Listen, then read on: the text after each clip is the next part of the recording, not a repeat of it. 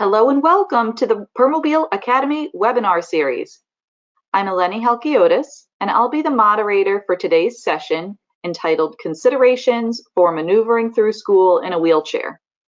This webinar is being presented by Permobil's Portfolio Marketing Manager, Angie Keeger, with guest speakers Deanna Lusty and Courtney Young, who are both physical therapists, and Jennifer Lehman, who is a recreational therapist and a mother of a child with cerebral palsy. Thanks so much for being a part of this webinar. Let's get cracking. So getting started.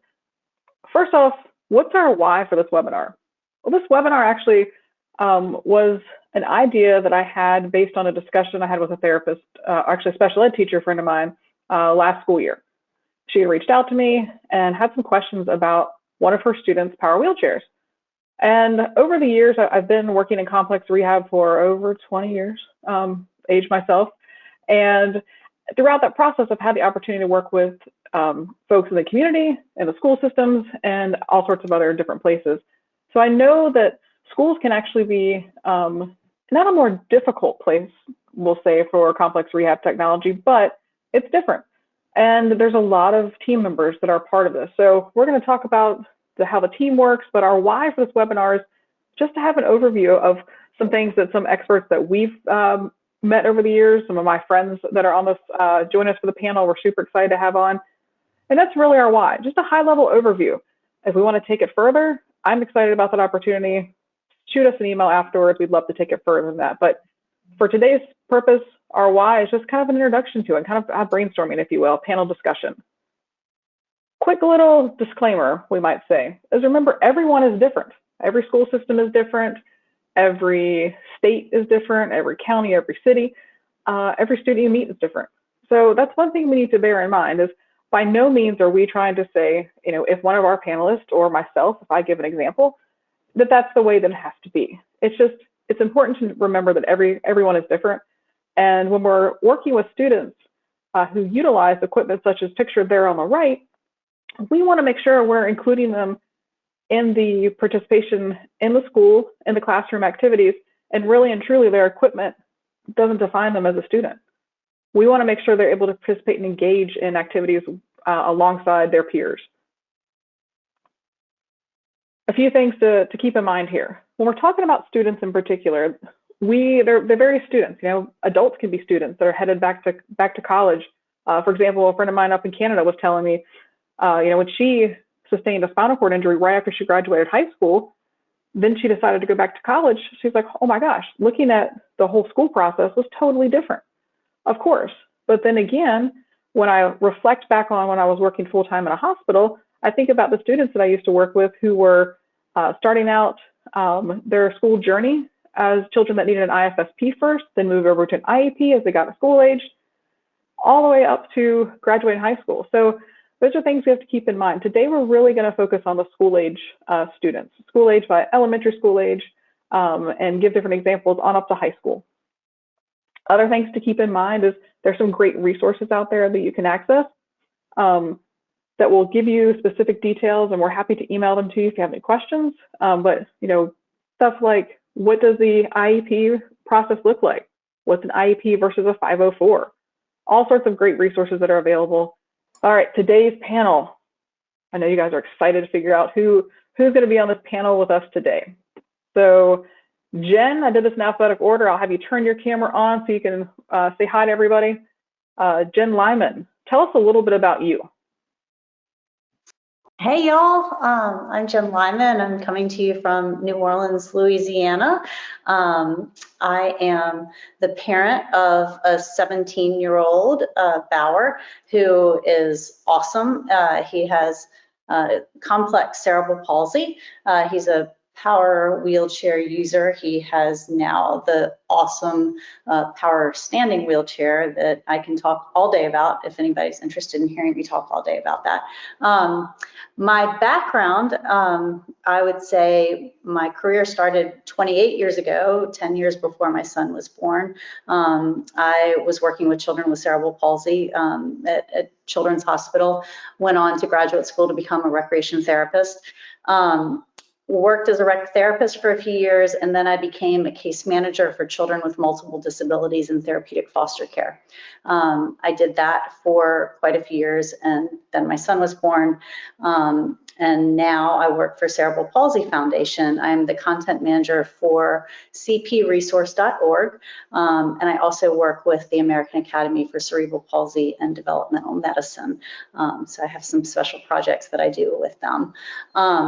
So that's kind of what I'm up to. So a lot of the focus of what I have to say is focused on powered mobility. But I've worked with my son, because of my son, and with a lot of the other children that I've worked with in the past. We've worked with a lot of different mobility equipment as well. Nice. And you've got some great examples. We can't wait for you to share throughout. Let's see, who do we have next? We're going alphabetical order. It's the one and only Deanna Lusty out of Dallas, Texas. Dee, tell us about you. Hi, y'all. Yes, I am Deanna, and I work in Dallas. I work at Children's Health in Dallas. We have we are a large hospital system here with two actually the hospitals, and we have a mobility clinic. So that's my primary love. I'm a physical therapist by background, and I've been at Children's about 19 and a half years. Probably only 16 of that as a therapist. So, but I was one of probably the very rare people that left. And when I went to school, knowing that I was going to be in a mobility clinic, and making sure I could learn all I could so I could come back and do that as a therapist full time. So, or not full time, but part time in the clinic and part time treating. So, anyways, that is my job by day. And we also, I know Angie well from some mission work that we do in the Dominican Republic, in setting up a sustainable wheelchair process in a less resource country. So I've done some of that work. Nice. Thank you, Dee. All right. Last but not least, coming at us from Maryland, Courtney, tell us a little bit about yourself. Hello, I'm Courtney Young. I am a physical therapist, and I live just outside of Frederick, Maryland. I'm the clinical director for two outpatient clinics. One is in Frederick and one is in Hagerstown, and we provide outpatient pediatric services.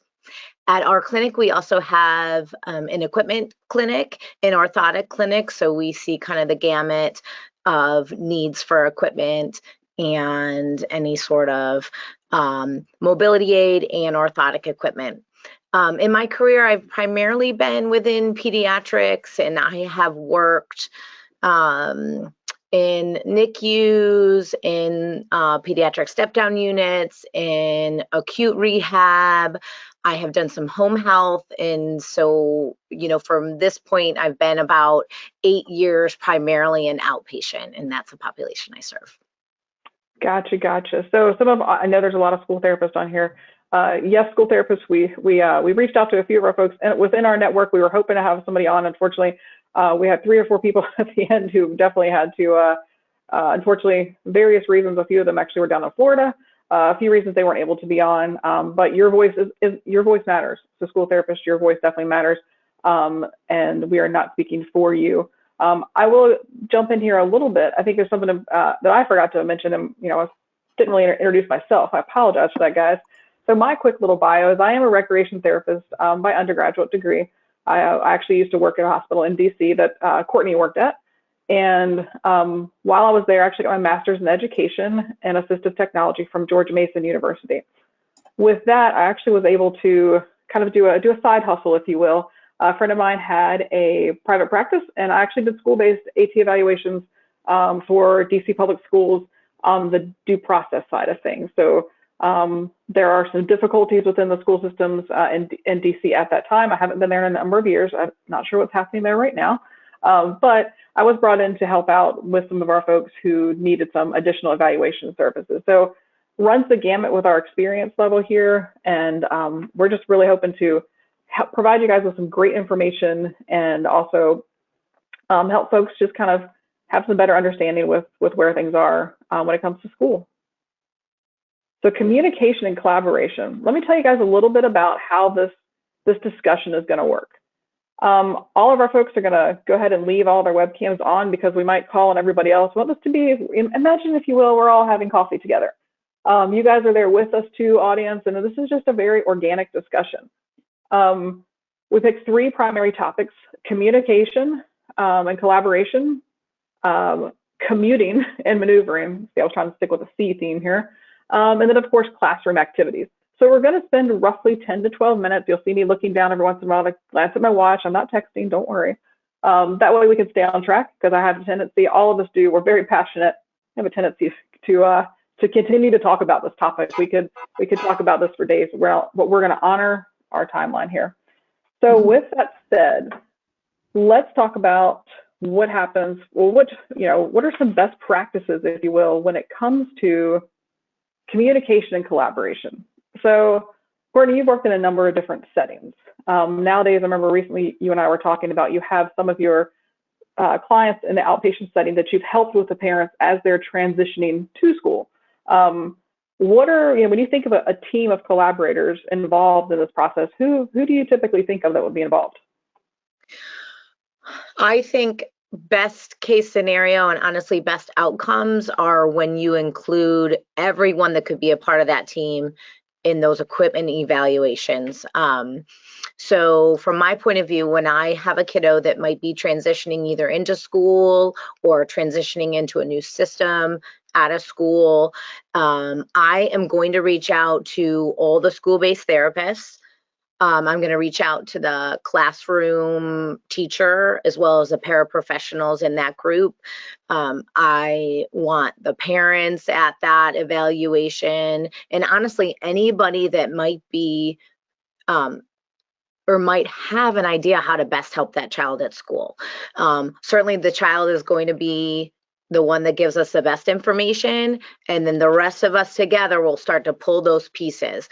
I may look at a certain angle, but maybe the occupational therapist at school says, hey, we need this access point on the right so he can grab X, Y, and Z. And all those pieces need to come together to put together the perfect piece of equipment for that child. Absolutely.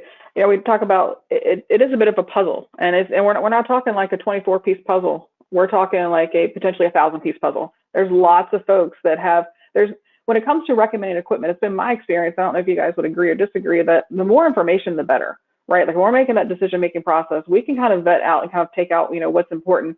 But at the same time, we have to discuss and come together, because something that Jen as a mom might say, Bauer has to have this.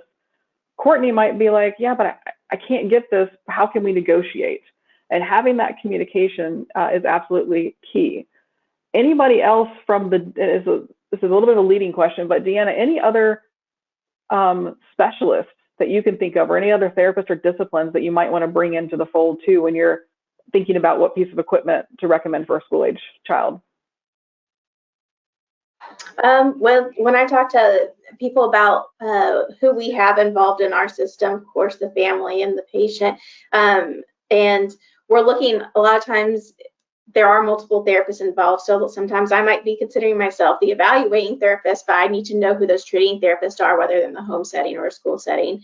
The vendor, of course, sometimes manufacturing reps, when we're trialing equipment, I need the manufacturing rep to come in because they have that ability to maybe even take that piece of equipment multiple places to try it out. The physician, sometimes if it's a difficult case with especially a patient with a lot of tone, and we're trying to either manage their seating, and they're getting like Botox or they have a baclofen pump, or they're very complex in those ways. Sometimes we have a physician that will come to our clinic and we'll help manage that together. And then also, we can't forget about the funding source, even though we don't like to necessarily talk about it. A lot of times, you want the everything, right? But sometimes the funding source is our biggest limiter, and making sure that we know what we have to work within in order to try to meet all of those needs in the best way. That's okay. There are a couple of little things I'm going to pull out from that in a second, but I want to focus on the team, which is really hard for me, because I found some stuff there I want to dig into a bit deeper. But also with the team, there is this one discipline that I'm surprised. Let's see it. Which one, Jen? What are you thinking? I mentioned the speech therapist. Why? What did the speech therapist bring to the table? Obviously, for communication devices, and especially with these fabulous new chairs that are out there where we can coordinate the switch access and all of that to the communication devices. So yes. Absolutely. There was another. One other quick one, Court, that I was thinking is that also you can't forget about the school teams. The schools, they also have an assistive technology team. Some of them, when you say team, it might just be one person, depending on how large your system is. Don't want to get too much into the weeds with IDEA, but any type of assistive technology, they are required. The school systems are required to provide those evaluations. And so there's bound to be somebody within the school system. And I will tell you, I have many friends that work on AT teams and school systems. They are stretched very thin. I'm not saying that everyone will get a one-on-one by any stretch of the imagination, but the resource, we may have to dig in for that a little bit. Courtney, what were you going to add to that? Well, I was just going to have two parts. Speech therapy is incredibly important because I may think, oh, this headrest works fantastic. I've got this kid's head positioned perfectly. Maybe perfect in my eyes when I'm thinking about optimal alignment, but if that child can't access their communication device, or maybe it triggers a reflex if they're positioned in a certain way that doesn't enable them to be independent with their system, that does no good for anybody. Absolutely. So whose responsibility is it to make sure all these people are talking? Mm-hmm. Jen, as a mom, whose responsibility is it? I've always taken it on as mine. And, there's many times where I just don't want it because hurting cats. But, I do think it's, unfortunately, there's nobody to train a parent that these are all the cats you're going to have to herd when you have a child with a complex disability. But I do think that empowering the parents and helping the parents learn that it is going to be on us to follow up with all of this and ensure that everybody's on the same page. We are the only ones, and I saw this as a case manager, but I felt like this as a case manager, but the parent is the most consistent thing in their child's life. We get a new school team every year. You're going to have new teachers, you're going to have new therapists, people move on, they get pregnant, the one thing that the child has is their mom and their dad that's going to be providing that consistency. So we have to be the team leader and we have to be the quarterback. So to me, if the parent takes on that responsibility, the second part of this is if we have a really great physiatrist on the hospital end, I've found that a great physiatrist is my best right-hand man for this job, and know it because they can always help me, coordinate with that team well and make sure that those communications are written in a way, or the prescriptions are written in a way that they need to be, and then the therapist can take it from there. So if you can help parents find a good physiatrist, I think that's for this type of stuff, for the seating and equipment, and I love physiatrists, such a great. So that was a trick question, and I think that I can't remember if I told the panel, but I was going to word that the way I did. Is whose responsibility is it? That was definitely a trick question because honestly, I think it's everybody's. Not to sound cheesy, but it's really everybody. It's exactly what Jen was saying. Is sometimes families, they don't know. There's so many times, or there's a lot of information, and the only person on this panel that could speak to this really is you, Jen. But there's so much. I mean, think back to when Bauer was first going to school. There's so much information just coming at you, and you're like, well, what do you mean? At school, I got to make sure he can actually physically get to school. How does this wheelchair? How does this all work together? So it is a bit of a trick question. So I always encourage folks, whether you are the CRT provider within this equation, you are the speech therapist who happens to work at a school system. If you see a kid who's got a wheelchair, ask the family, hey, have you guys signed off on the paperwork that we have? Remember I said every school system, every actually clinical facility, probably if we compared the documentation that New Orleans school system requires versus what Children's Health of Dallas versus Courtney's facility up in Maryland, what they require, there's probably going to be a little bit different, but families have to be aware that that paperwork does exist. Now we say best case scenario. I worked for 12 years in a hospital. I understand that, we would love for everything to be super, super easy. I'm also born and raised in a small area of Lynchburg, Virginia, that's actually getting bigger and bigger. And I have friends down there that have kiddos that utilize wheelchairs. And then my cousin also had cerebral palsy. And so I look kind of how the trajectory of Susan's life and, how things have changed. That was back in the 80s and 90s, though.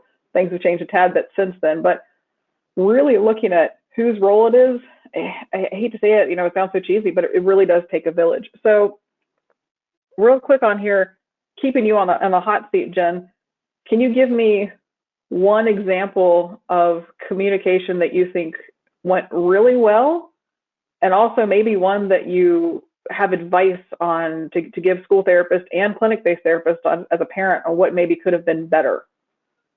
Oh God, you really did put me on the hot seat.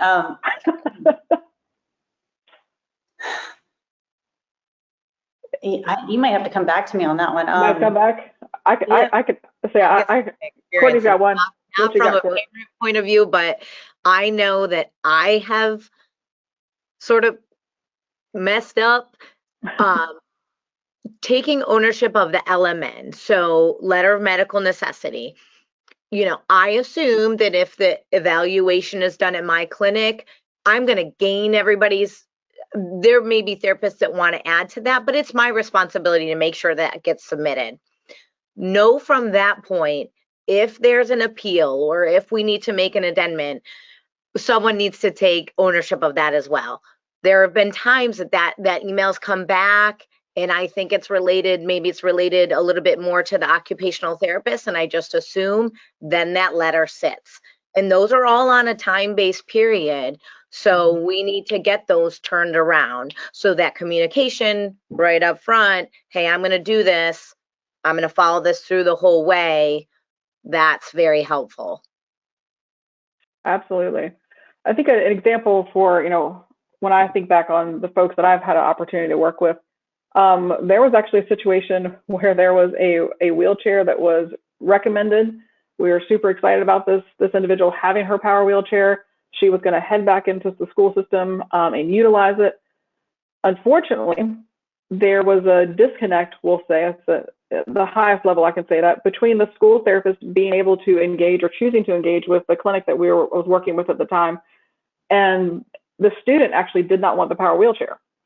So the student goes to school, and I have no way to get around. She tells her teachers this, tells everybody this, has no way to get around. And so guess what? This is actually kind of a funny story. I was pulled in on my side job. I mentioned I have a contract job that was different. I was pulled in as a due process evaluator. And I will never forget, one of my former coworkers and I walked in, and the look on that young lady's face. She was in upper high school. She was over 18, could make her decisions. When we walked in the door and we said, it's funny, you do have a power chair at home. So just that kind of that disconnect there with that communication. At the end of the day, we can't force others to talk to us. We can do our very best and do our due diligence. But, we were able to kind of wrap that little, tie a little bow around it, if you will. So the lessons there were that we really forced the issue when it came to folks communicating that we have to. And it changed the way that we interacted with our CRT providers to help them, say, hey, we need your help within this also. All right. Anything else on communication and collaboration that we think we should touch on? I will just say, working in a clinic-based system, and it is hard to know, especially in a big city like Dallas with all the different school districts, exactly who all the school therapists are. But I know one of the things that I do to try to facilitate communication is making sure that the family, sometimes I've had them get on the phone right there and call a home health therapist, and I've been able to talk to them, and that's really been very effective.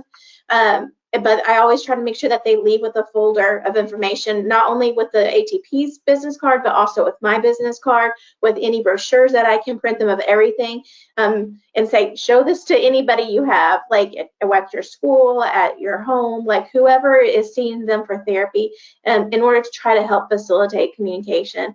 And then one of the other things that has been really helpful for me in a clinic base is the region here, they did a whole bunch of sports events. Once a year, they have a sports event.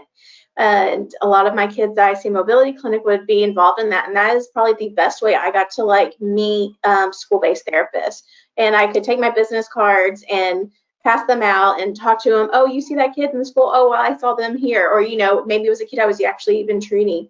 And that was probably one of the best ways, and it opened up like lanes of communication where then I actually had school therapists that would reach back out to me once they heard one of their patients or one of their students had been through our clinic. So going out to like those abilities expos or those sports events and mingling and not just staying in your bubble, but like talking and finding out who the other therapists are will really help foster that communication. Network, absolutely. And there's plenty more we could talk about within the collaboration part of this, but I want us to move on to our next topic, and we will have time for questions at the end, guys. Don't worry. Commuting and maneuvering. Okay, admittedly, I was really reaching here when it came to my C's, but let's talk about, all right, how the heck are we actually going to get our kiddos to school? And I know, let's talk about the whole commuting aspect. So here, when we're talking about getting our students to school, there could be, you know, a situation where the parent prefers to drive, or maybe maybe the school that the parent chooses is outside of the busing area, so the parent has to drive them. So how logistically, how the heck is that going to work? Who's going to be trained? But then also, you can't forget about your high schoolers that might be on a 504 plan, and they may learn how to drive at 16 and want to come themselves. What are we going to do about parking for them at school? So let's really talk about this. When it comes to selecting equipment, what are some things we need to, specifically for commuting to and from school, what are some things we need to keep in mind? Anybody can go first. I think I'll just chime in here first. The first thing I think of is when recommending a power chair, does that mean that you also are recommending that the family has to then purchase a ramp van? You know, or, you know, if you live somewhere that has really bad, you know, public transportation, like New Orleans, you know, it's not possible to get around here unless you have a ramp van. So when you're recommending that $50,000 ramp van and power chair, yes, you've got a $50,000 ramp van to go along with it. So that would be the first thing to consider. And to get around that for us before we purchased a ramp van, and when we were not living in a handicap accessible home, my son's first power chair, he was 3.5, 4, we kept it at school. So it stayed at school. We had the manual chair at home. So he would, you know, my husband would take him to school, or he'd ride the bus. I can't remember which, but that's how we got around that situation at that time.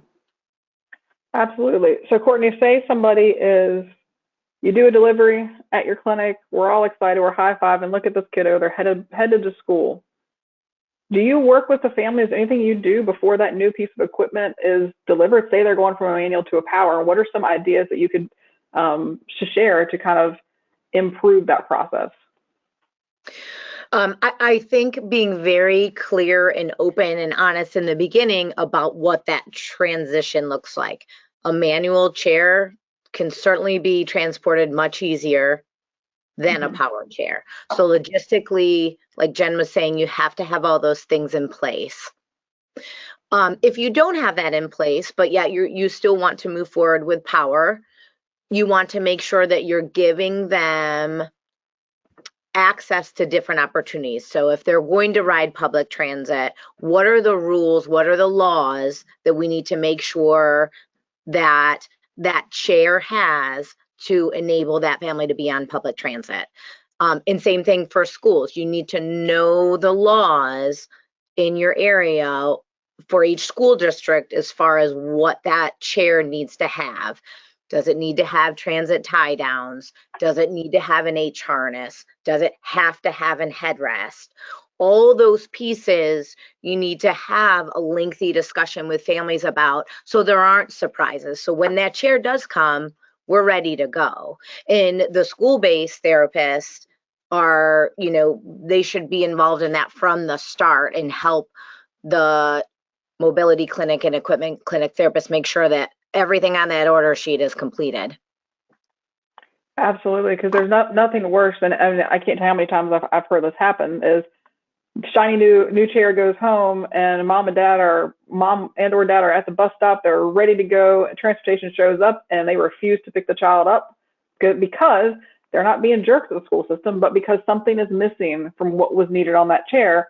So bright, shiny new chair with the child positioned beautifully, it cannot get on the school bus for whatever reasons. And there are laws and, you know, safety measures that are in place and policies that each school system has for specific reasons. And really drilling in and dialing down. This is where, Dee, I think you mentioned that, you know, working with your manufacturer's representatives could be something. That is always a phone call I encourage folks to make. So say you're recommending a specific frame of chair for someone, and you're looking at it with your CRT provider, and you're thinking, is this crash tested? Wait, which harnesses do I need in order for it to work? Is it occupant tested? You know, for a long time, there was a debate on whether or not, you know, chairs were occupant transit tested versus not, which most of us, I remember when I was in the clinic setting, I would see the fact that, oh, it's got transit tie downs. I would automatically think, oh, okay, you know, that is tested, but then you read the fine print and they weren't occupant tested. It was like one of those things like, who in the world? But it's because, what if the child, and a lot of folks who focus on child safety seats will tell you that best case scenario in some cases is to put a child into a car seat.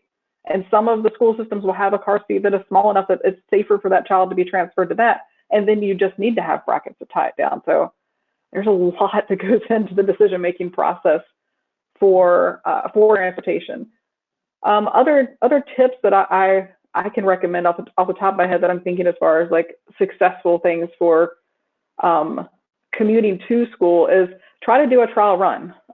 Encourage the families to be prepared on the first, second, and I don't have children myself, but lots of my friends with kids will tell you that the first few weeks of school, it's not uncommon for the bus scheduled for children that don't utilize wheelchairs to be screwed up. Courtney, I have no idea if your kids take the bus to school, but I mean, there's times when the bus routes just mess up. So being prepared with that backup plan, but also knowing who can actually get the child on and off the ramp. That could be a concern in some areas, making sure the bus drivers are trained. There's just a lot that goes into transporting. I hope this doesn't make people say, oh my gosh, my child, you know, I don't know if I even want to consider power. That's not what we're saying at all, but it's really having these things in place on the front end. So we've gotten to school. What are some things that folks can do related to on the front end when it comes to getting into and around, not within the classroom, we'll get there next, but like around the school? What are some things that people need to think about? Go ahead, Court. One thing I love to do, and Dee said this earlier, having the manufacturer rep be at the eval and then help you move that chair to another environment. That will help not only insurance, you can say, hey, we tried it here, we tried it here, we tried it here. We figured out all avenues. I love to get that kid out around their school, on the playground, where their peers will be, because that chair needs to be able to meet their needs in all situations. Absolutely. Now, Jen, obviously Bauer hasn't been in the same chair since he was 3 to 4 years old up until now. He's almost 17, or he is 17 and going on 18, I think. Yeah. What were some things that you guys went through as far as like when Bauer did get a new chair? Like what were some things that stood out as obstacles that you needed to make sure you're aware of? Each one has been a little different. The very first one was obviously that was the hardest for us, I think, and it was it was actually going back to the first one, the communication. This was the communication breakdown that we had, and it turned into what was an obstacle for us. The chair that we thought we were getting is not the chair that we got. So we thought we were getting a small chair. I don't think they make it anymore, but it was a very maneuverable power chair that I was excited about, because you could really help him. Parents could actually move it really quickly too. And he got a much larger one, so he was really tiny in this much bigger chair. And it was a lot scarier and you know, freaked me out a lot more than I expected to be. And he didn't quite fit in it very well either. So it was kind of poorly fitted, and there was a big communication breakdown with that very first power chair. But I found and this was a New Orleans thing, but the wheel configuration, the tire configuration here has made a big difference for us. We have really bad streets, and we've got really bad sidewalks, and you know, center drive chairs don't work very well for us here. We kind of need those front wheel drives to get ourselves up and over things. And you know, we've just over the years learned that there's some chairs that we just have to say we can't do, just because of how bad the streets are. And so that, I guess is that answering your question? It is. I'm laughing because drive wheel position is something that Deanna and I have talked about for years. As far as, I'm not going to go into our personal preferences, but what it came down to is where we've had experience with our kiddos, right? It comes down to, you know, maneuverability and being able to get around, you know, the classroom and whatnot. The other thing that I think about in particular will be related to just physical obstacles, right? Like getting around the bathroom. Yeah. How is this new chair and you know, going to be able to, their paraprofessional takes them to the bathroom on the first floor to do their toileting, but now this new chair comes in and the thing doesn't fit. Well, then what do we do? So it's one of those things where we have to think about fitting into places, because it's not like, you know, we don't want them to change schools just because they got a new chair. Right. What are we going to do in those situations? Elevators, how reliable are the elevators? You know, I know that sounds funny, but I was sitting in an IEP one time, and one of the attorneys that was an advocate for the child asked, "Can we see your elevator maintenance to make sure that the maintenance was together?" Also, making sure that the size of the elevator, if the child needs to go to multiple floors. Around here, as far as, you know, the infrastructure of schools, they're older buildings. So not all of them have wheelchair. I mean, are you know, designed to be wheelchair accessible. As terrible as that is, that is the reality. A lot of people will say, it's, you know, down here, because I know we do have some folks from Canada on there, but on here, and you have your own regulations. But I'll have families that say, well, what about ADA? And it's like, there's lots of places that just don't meet ADA requirements. Or is ADA enough? It's something I also have friends that utilize wheelchairs will say to me, you know, sometimes it's just not enough. So at the end of the day, best case scenario is to work out with your team. Now, if I've got school therapists on here and I've got my outpatient and inpatient therapists on here, I'm not pointing fingers and saying whose job it is, but it's something to collaborate together and say, it's kind of like doing a home eval. You know, it's like, how can we actually take that chair there to make sure it could work out for maneuvering around different places? Cafeteria, you know, how's the child going to be able to eat? I think about that when I think about, you know, upper extremity support trays. You know, upper extremity support trays should not be the desk. And speaking of which, you know, we have to think about seat to floor height and all those sorts of things as far as getting around, like in the library, getting around media areas. I mean, we used to have computer labs back in the day. They don't have them anymore, but they've got multimedia areas that kiddos need to go to. And it's super important to think about all areas of the school where the child would want to and should be able to participate. And it's advocating. That's one thing that, you know, I've got a good friend of mine who is just turned 40 and has been in a wheelchair since she was 9 months old. And she talks about, she's like, every single day I had to advocate for something different to make sure I could get through school. She's like, it gets tiresome, but that's the only way my family and I were able to get what we need. So I think the other thing I always like to remind people of is, remember, it sounds kind of corny, but everyone's doing the best that they can. I've been in awkward situations where I've been teaching teaching clinical education classes, sitting in classes and have school therapists who have had terrible experiences, and they're talking about that blah, blah, blah hospital. And I kid you not, that hospital therapist is sitting in the room too. And it's just like, things just got awkward.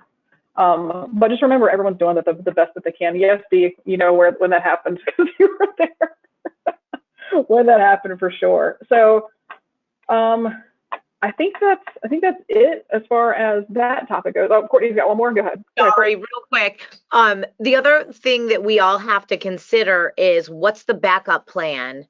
Yeah. Because if that chair breaks down, if something's needed to, you know, to be fixed, that chair is going to be out of commission, but that child is not. So what's the plan for that? Evacuation chair too.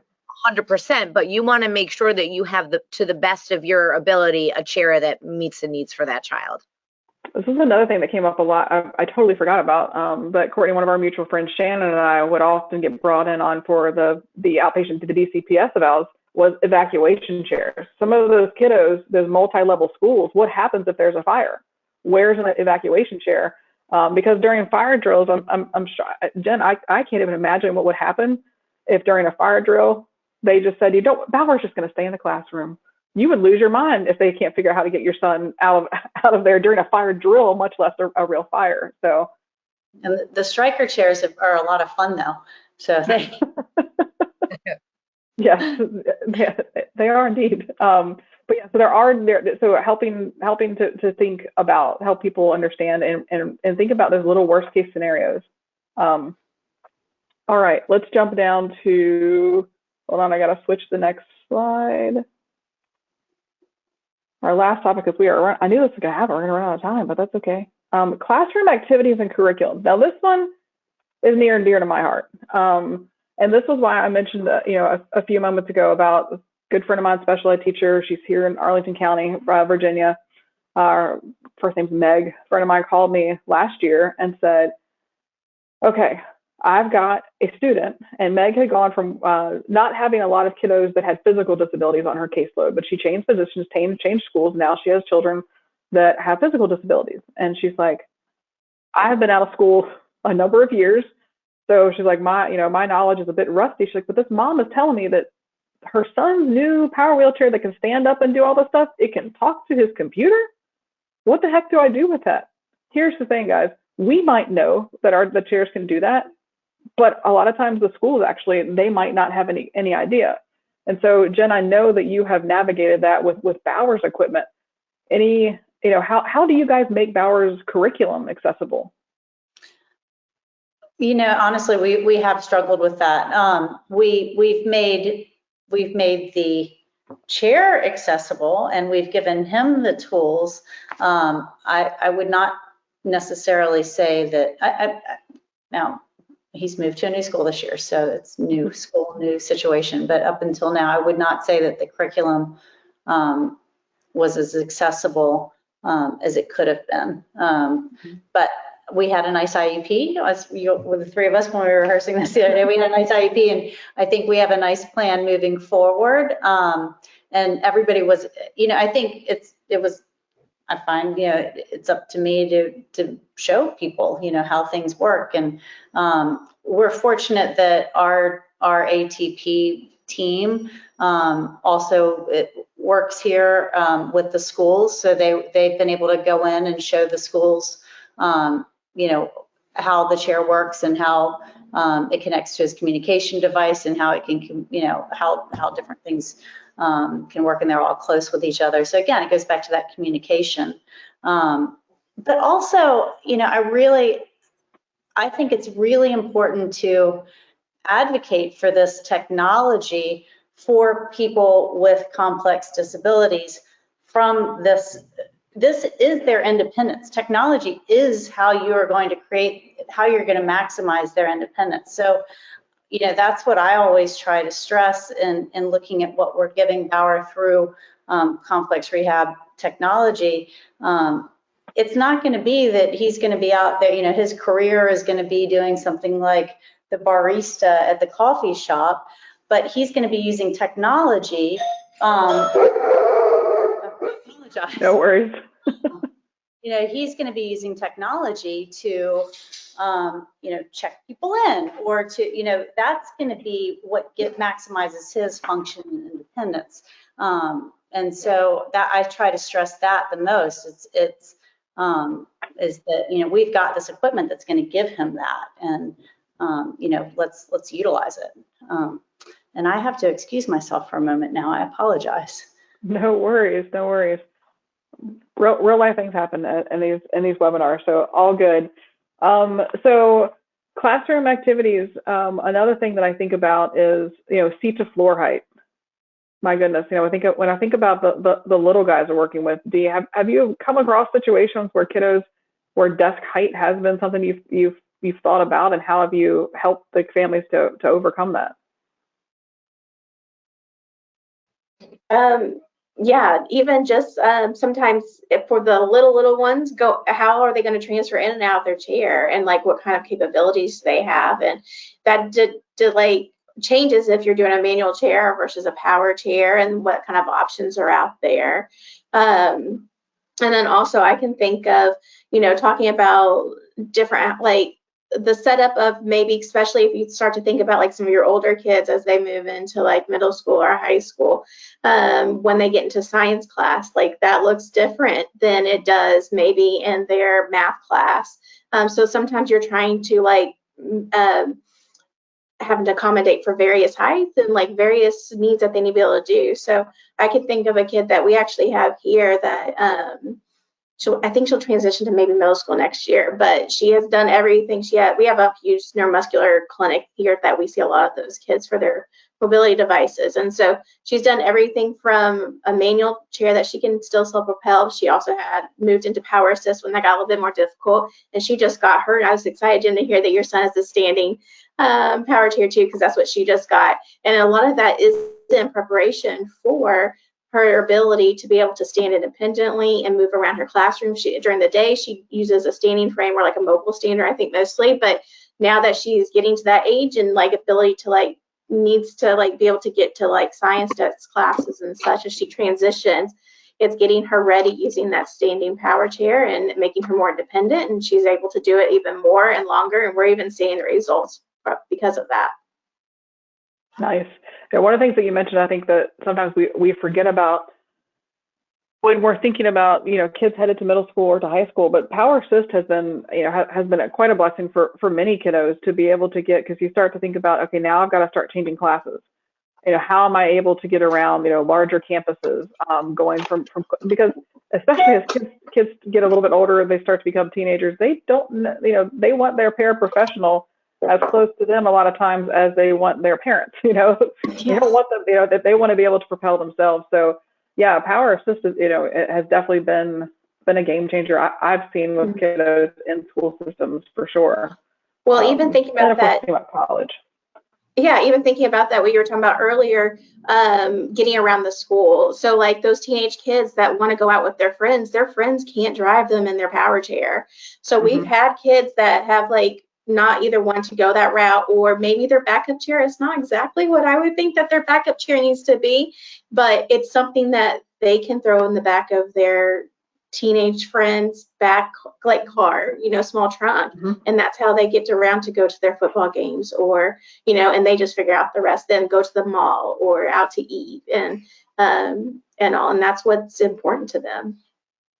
Yes, like you just warmed the heart of two rec therapists on this call. Jen and I were just like, their recreational participation is absolutely key, and I think sometimes we forget that even if a child appears to be nonverbal, that doesn't mean that they're not comprehending what the heck is going on, and that they don't want to be sitting and chilling, hanging out with their friends at Friday Night Football. I'm sure in the state of Texas, we all know y'all take your football seriously down there. I mean, I'm sure that, you know, kids want to be able to go with their peers to the football games.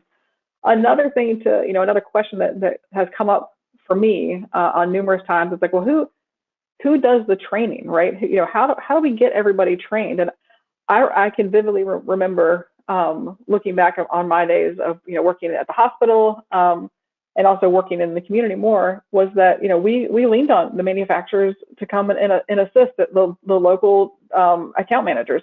Jen, I'm guessing that if I asked you who the name of the local account manager in New Orleans, Louisiana is for Permobil, because I know Bauer's in a Permobil chair, you'd be able to name that person, right? Oh, absolutely. Yeah. Because they come in and they help with that training. So don't be afraid to lean on those folks and get as much education as training as possible on the different pieces of equipment. Nothing is ever going to be perfect, but we want to do our best to make sure that those barriers are, you know, there are always, as my friend Jenny said, you know, they're always going to be there.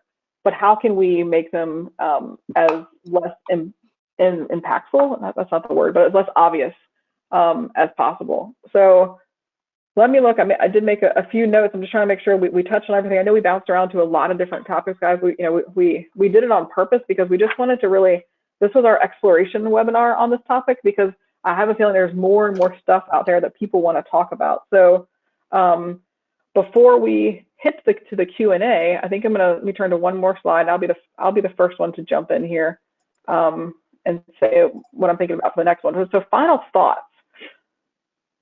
So what are my final thoughts, and what are some things, you know, pieces of wisdom to all parties? I would definitely say over communicate. And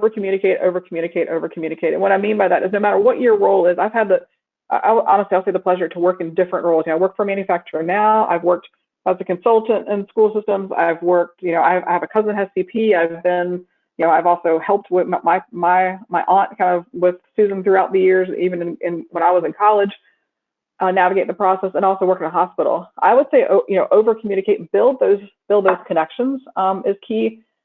And remember, everyone's doing the very best that they can, because for me, it's a privilege to be able to work with students and make that environment as accessible as possible for them. Who wants to go next to kind of your final thoughts on recommendations for folks? I have one. For me, I can think back to one of our experiences with a kid that we were treating here that start early.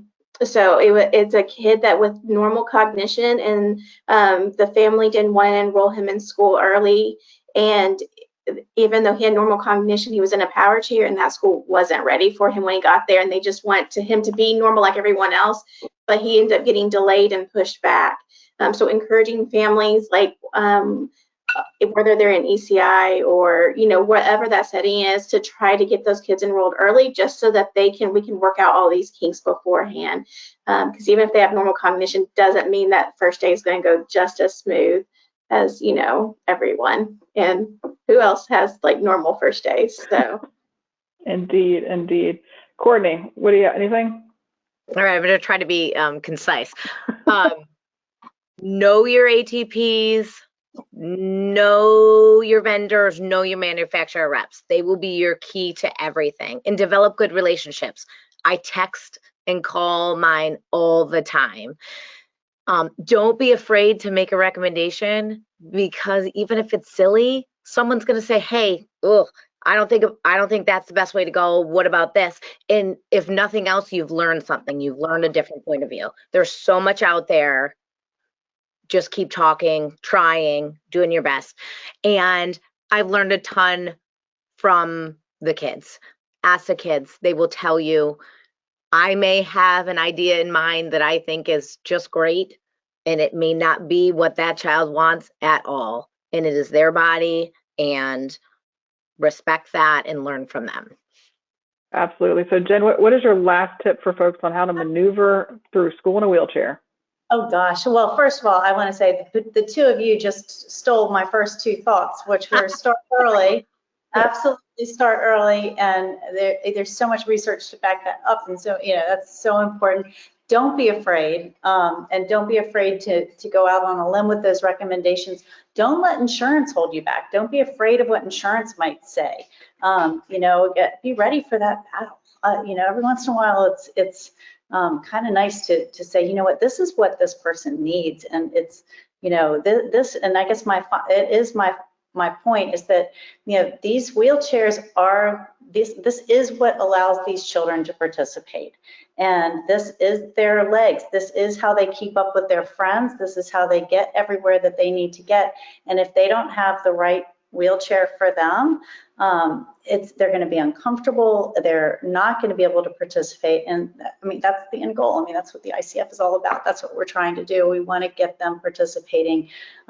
So yeah, just, really develop this collaboration, start early, don't be afraid. And participation is the goal. Yes.